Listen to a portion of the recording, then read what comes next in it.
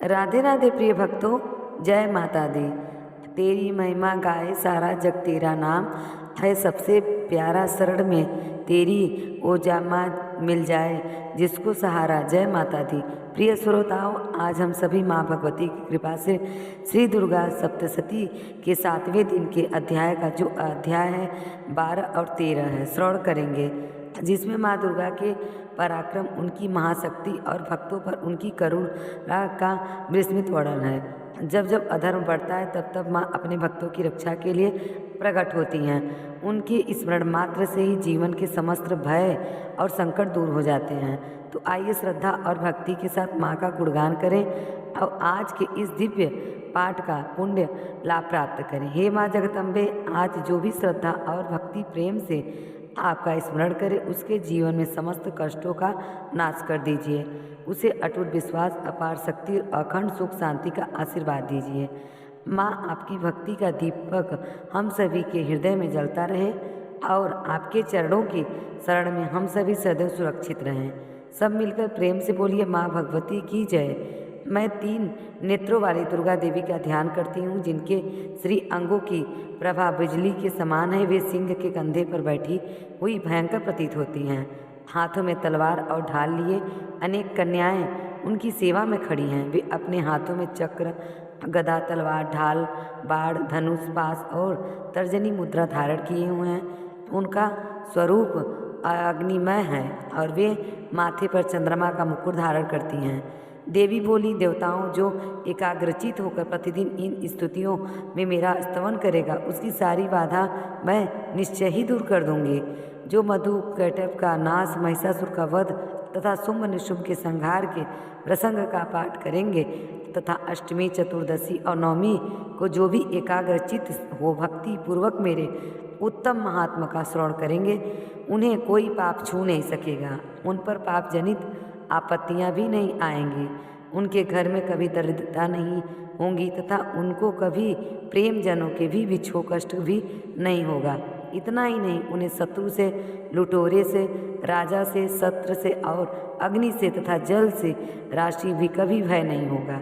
इसीलिए सबको एकाग्रचित होकर भक्तिपूर्वक मेरे इस महात्मा को सदा पढ़ना और सुनना चाहिए। यह परम कल्याणकारक है। मेरा महात्मा महामारी जनित समस्त उपद्रवों तथा आध्यात्मिक आदि तीनों प्रकार के उत्पातों को शांत करने देने वाला है। मेरे जिस मंदिर में प्रतिदिन विधि पूर्वक मेरे इस महात्मा का पाठ किया जाता है, उस स्थान को मैं कभी नहीं छोड़ती। वहाँ सदा ही मेरा सन्निधान बना ही रहता है। बलिदान, पूजा, होम अथवा महोत्सव के अवसरों पर मेरे इस चरित्र का पूरा पाठ करो और श्रवण करना चाहिए। ऐसा करने पर मनुष्य विधि को जानकर या बिना जाने भी मेरे लिए जो बलि पूजा या होम आदि करेगा, उसे बड़ी प्रसन्नता के साथ ग्रहण करूंगी।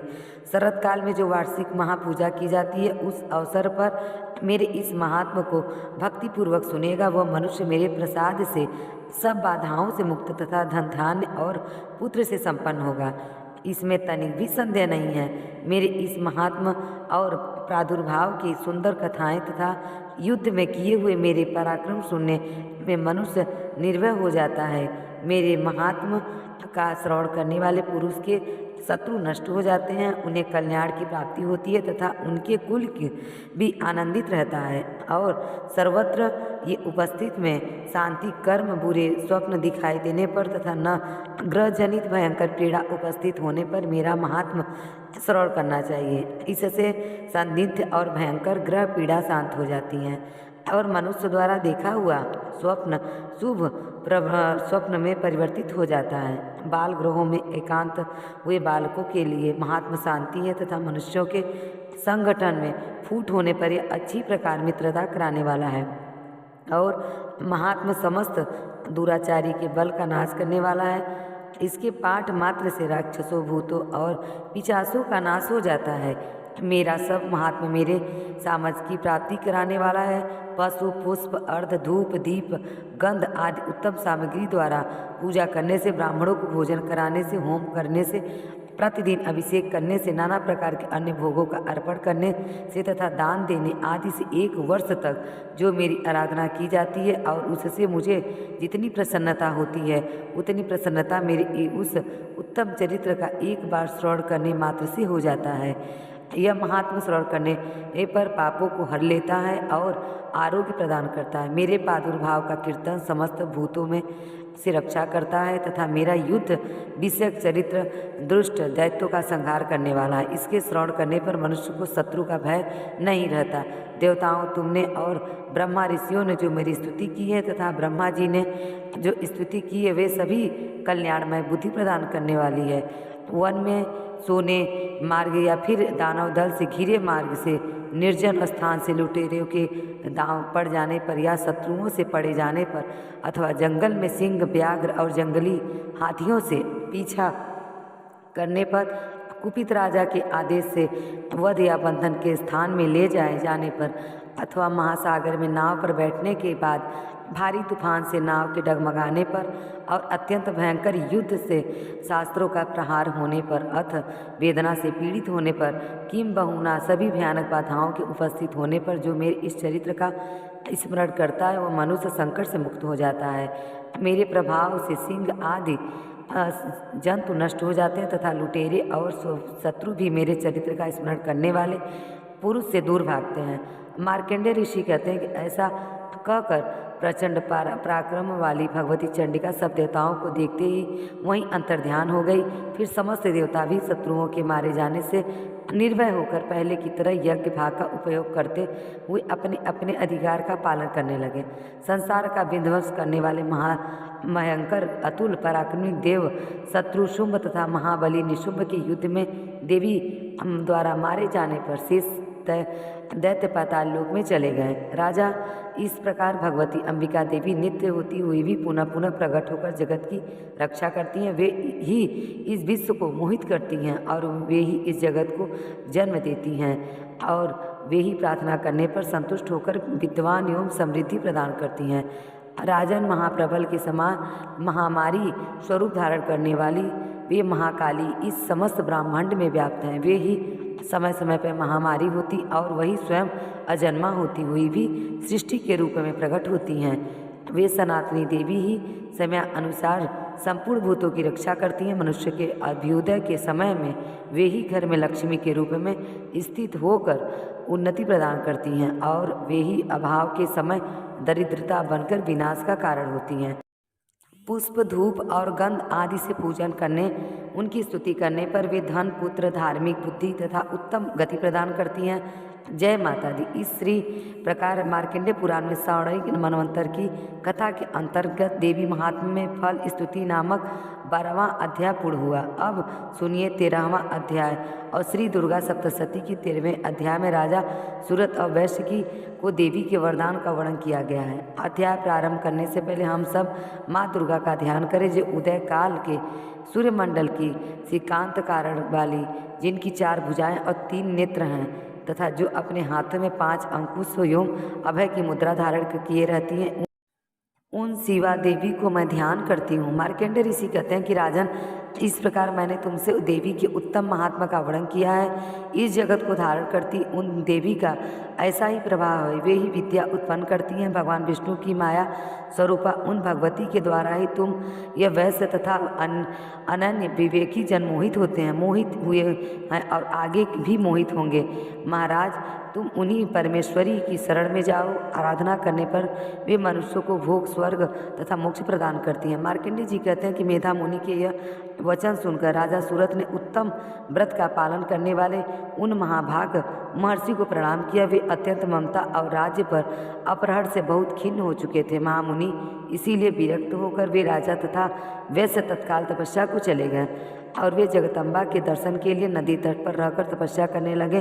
वे वैश्य उत्तम देवी सूक्त का जप करते हुए तपस्या में पवित्री हुए और दोनों नदी के तट पर देवी की मिट्टी की मूर्ति बनाकर पुष्प, धूप और हवन आदि के द्वारा उनकी आराधना करने लगे।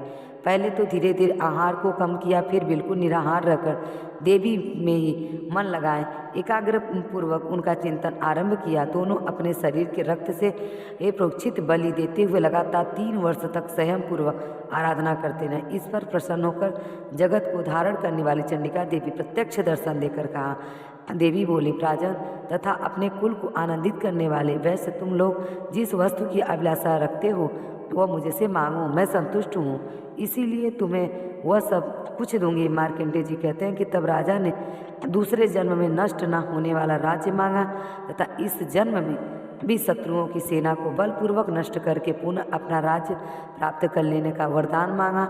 वैश्य का चित्त संसार की ओर से खिन्न व विरक्त हो चुका था और वे बड़े बुद्धिमान थे, अतः उस समय उन्होंने तो ममता और सहता रूप आसक्ति का नाश करने वाला ज्ञान मांगा। देवी बोली, राजन तुम थोड़ी ही दिनों में शत्रुओं को मारकर अपना राज्य प्राप्त कर लोगे। अब वहाँ तुम्हारा राज्य स्थिर रहेगा। फिर मृत्यु के पश्चात तुम भगवान विश्वस्मान अर्थात सूर्य के अंश से जन्म लेकर इस पृथ्वी पर सांवड़िक मनु के नाम से ख्याति होंगे। और तुमने भी जिस वर को मुझसे प्राप्त करने की इच्छा की है उसे देती हूँ। तुम्हें मोक्ष के लिए ज्ञान प्राप्त होगा। मार्कंडेय जी कहते हैं कि इस प्रकार उन दोनों को मनवांचित वर देकर तथा उनके द्वारा भक्तिपूर्वक अपनी स्तुति सुनकर अंबिका देवी तत्काल अंतर्ध्यान हो गई। इस तरह देवी से वरदान पाकर क्षत्रिय में श्रेष्ठ सूर्य से जन्म ले सांवड़िक नामक मनु होंगे। जब ममता दी इस प्रकार की मार्कंडेय पुराण सांवड़िक मनवंतर की कथा के अंतर्गत महात्म्य में सूरत और वैश्य का वरदान नामक 13वां अध्याय पूर्ण हुआ और इसी के साथ आज श्री दुर्गा सप्तशती पाठ के सभी अध्याय पूर्ण हुए। हे माँ जगदम्बे, आपकी कृपा और आशीर्वाद से हम सभी ने पूरे दुर्गा सप्तशती पाठ को पूर्ण किया। माँ, जिन्होंने श्रद्धा और भक्ति से इन पाठ का श्रवण किया उनके जीवन में समस्त कष्टों का नाश करना, उन्हें बल बुद्धि सुख और समृद्धि प्रदान करना। माँ, आपकी कृपा से हर घर में शांति प्रेम और मंगलमय ऊर्जा बनी रहे। हम सभी को अपने चरणों में सदा स्थान देना और हमारे जीवन में अज्ञान अंधकार को दूर रखना, अहंकार से दूर रखना, हर संकट में हमें साहस और संघर्ष में शक्ति प्रदान करना। प्रिय श्रोताओं, माँ की भक्ति अमूल्य है, इसे अपने हृदय से सहेज कर रखें। उनके प्रेम और आशीष से ही जीवन का हर मार्ग रोशन होता है। आज तो भी श्रोता इस पाठ में सम्मिलित हैं, हुए माँ की कृपा उनके परिवार पर सदा बनी रहे। तो ये रही श्री दुर्गा सप्तशती के 11वां 12वां और 13वां अध्याय। इसके पहले 1 से लेकर पूरे 13 तक मेरे चैनल कृष्णदासी प्रीति पर अपलोड है। जो नहीं सुना होगा तो वो जाके सुन सकता है। श्री दुर्गा सप्तशती का पाठ पूरा अपलोड है चैनल पे, प्लीज़ जाके आप सब सुनिए। राधे राधे, जय माता दी।